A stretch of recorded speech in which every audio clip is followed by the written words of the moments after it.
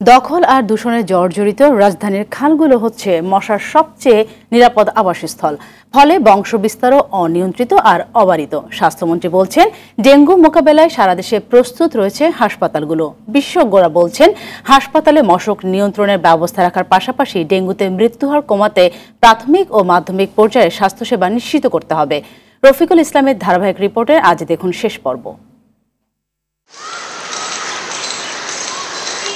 ঢাকা মহানগরে যত খাল রয়েছে তার বেশিরভাগই এখন ময়লার ভাগাড়। বৃষ্টির পানি নির্গমনের পথগুলো বন্ধ হয়ে যাওয়ায় জলাবদ্ধতা যেমন বাড়ছে তেমনি বাড়ছে মশা। রাজধানীর মশার অন্যতম উৎপত্তিস্থল এসব খালগুলোতে মাঝে মধ্যে পরিচ্ছন্নতা অভিযান চালানো হলেও তা লোক দেখানো ছাড়া আর কিছুই নয় বলছেন নগরবাসী। একদিন আইলে সামান্য 8টা জায়গায় আর কি। বছরে একবার মনে হয় দেখছিলাম, গত বছর একবার, এরপর তো গত বছর, তারপরে তার 1-1.5 বছর দেখিনি। 1, 2, 3 ঢাকায় জমি জিতে নিন 100% ক্যাশব্যাক সহ 20 কোটি টাকার পুরস্কার। দখল আর দূষণে জর্জরিত রাজধানীর খালগুলো। ময়লা আবর্জনায় পরিপূর্ণ এসব খাল থেকেই প্রতি বছর কোটি কোটি মশার জন্ম হচ্ছে।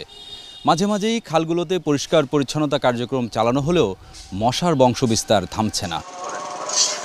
জনগণের অসচেতনতা আর সিটি কর্পোরেশনের উদাসীনতার বলি হচ্ছে শিশু থেকে বৃদ্ধ সবাই। কতক্ষণ কইরা জায়গা আবার ময়লা জায়গায় থেকে যায়। মশার কারণে তো এই যে বাচ্চাদের ডেঙ্গু হয়ে যায়। মশা, প্রচন্ড মশা এখানে। 2000 সাল থেকে 2022 সাল পর্যন্ত যেখানে ডেঙ্গুতে মারা যায় 868 জন, সেখানে 2023 সালে এক বছরে মারা যায় 1705 জন। দেশের ইতিহাসে সর্বোচ্চ সংখ্যক রোগী ভর্তি হয় হাসপাতালে। রোগীর উপচে পড়া ভিড় সামলাতে হিমশিম অবস্থা হয় হাসপাতালগুলোর। গেল বছরের অভিজ্ঞতাকে কাজে লাগিয়ে যন্ত্রপাতির সক্ষমতা বাড়িয়ে প্রস্তুতি নিচ্ছে হাসপাতালগুলো। আমরা পরিপূর্ণভাবে প্রস্তুত। তারপরে একটু অ্যাড অন আছে, যেটা বাড়তি আছে, সেটা হলো আমার আফরেসিস একটি মেশিন রেডি আছে, আর একটা জায়ান্ট আফরেসিস মেশিন তৈরি আছে, যার মাধ্যমে আমি রক্তের প্রতিটা কম্পোনেন্টকে আলাদা করে ফেলতে পারবো। ব্লাডের যে সিবিসি, যেটা নিয়ে সবচেয়ে বেশি ঝামেলা হয়, সেই চায়না বাংলাদেশ ফ্রেন্ডশিপের আওতায় আমরা একটি মেশিন পেয়েছি, যে মেশিনটা এখন অলরেডি চালু। অলরেডি আমি অধিদপ্তর থেকে 5 জন চিকিৎসক পেয়েছি ডেপুটেশন, যে অতীত অভিজ্ঞতা রয়েছে। আমরা এক কথায় পরিপূর্ণভাবে প্রস্তুত। 1, 2, 3 ঢাকায় জমি জিতে নিন 100% ক্যাশব্যাক সহ 20 কোটি টাকার পুরস্কার। স্বাস্থ্যমন্ত্রী বলছেন, ডেঙ্গু মোকাবেলায় শুধু রাজধানী নয়, সারা দেশে ব্যাপক প্রস্তুতি নেওয়া হয়েছে। ঢাকার বাইরে থেকে যেন এখানে না আসতে হয় সেরকম। এখানে ডেঙ্গু রোগীর চিকিৎসা করার জন্য আমাদের চিকিৎসকরা একদম অভিজ্ঞ, তারা সব জানে। বাইরের চিকিৎসা হাসপাতালগুলোকে ওইভাবেই নির্দেশ দেওয়া হবে।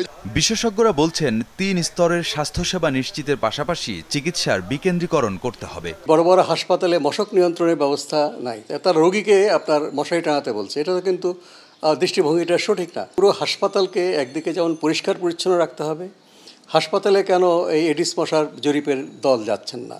সেখানকার ছাদের উপরে বা ছাদের কার্নিশে বা আপনার শৌচাগারে সেখানে পানি জমে আছে, এখানে দেখা দরকার। সেখানে মশা দেখা দরকার, এবং পুরো হাসপাতালটাকে আপনার নেট দিয়ে ঘেরা করা দরকার।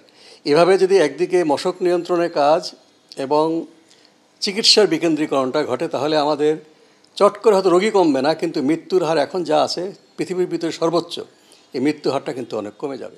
রফিকুল ইসলাম, RTV, ঢাকা। এগুলো সমন্বিতভাবে করতে হবে।